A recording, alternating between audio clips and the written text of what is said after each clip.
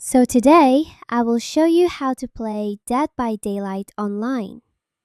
First, make sure you are using a desktop or a Windows device.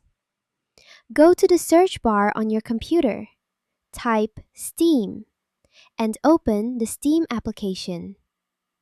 Once Steam is open, log into your account if needed. Next, go to your library section.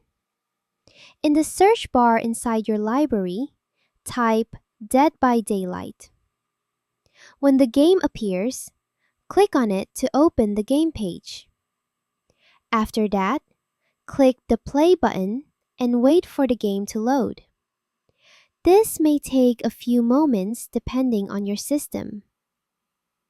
Once the game opens and you reach the main menu, choose the gameplay mode you want to play online, such as Survivor or Killer.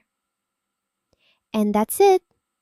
That's how you play Dead by Daylight online.